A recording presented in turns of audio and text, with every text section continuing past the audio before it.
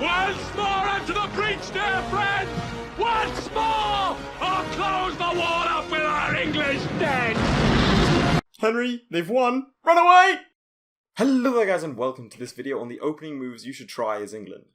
This video will hopefully give you a better idea of how to start as England and kind of where to go from there. So first off, England can be quite situational in terms of its start, so it entirely depends on chance. Here are a few situations where you might want to consider restarting.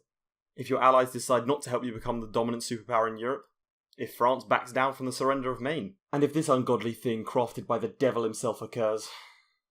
So, day 1. First off, you need to set your rivals. First off, it's best to choose Denmark and France as a rival, and potentially Scotland as well. Your next step is to ally Aragon. They are the most important ally you can have.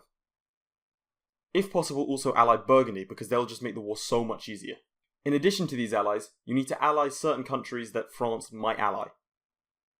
These include the Papal States, Genoa, and Savoy.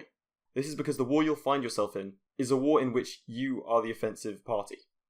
This means that you can only call in allies that want land from France, and France can call in its defensive allies, meaning if France gets a lot of allies, you have no hope of winning. Your next step is to ensure that your national focus is not set to diplomatic. Then start a debate in Parliament that surrounds military, or money, or something along those lines to try and give you an edge.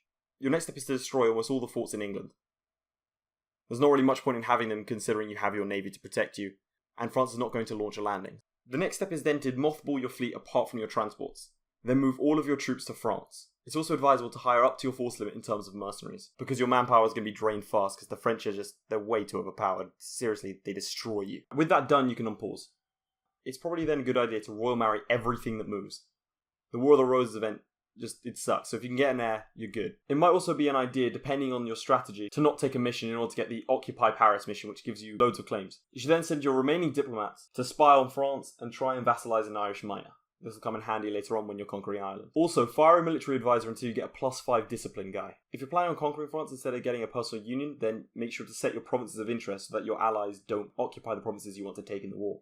When the surrender of Maine event occurs, obviously pick to go to war. Now, if you're in the ideal situation, you can call in Burgundy and Aragon, promising them land which you're just not going to give them. I know, you lied, I'm sorry, but it's in the interest of England, so, you know.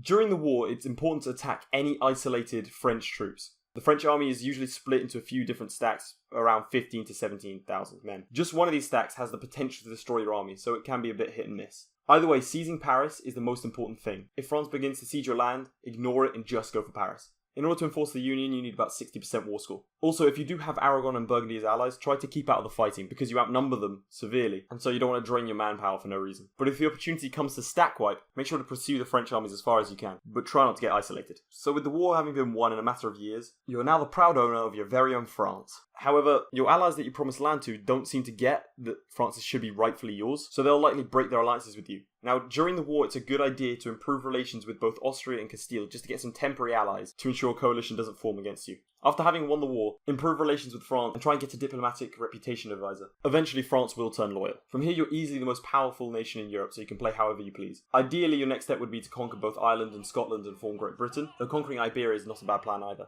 So with all this being done, you can now go about forming your very own British Empire. I hear India's nice around this time of year.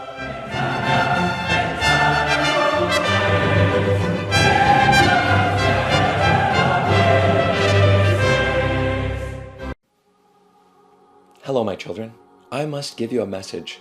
Subscribe to the social streamers for eternal salvation.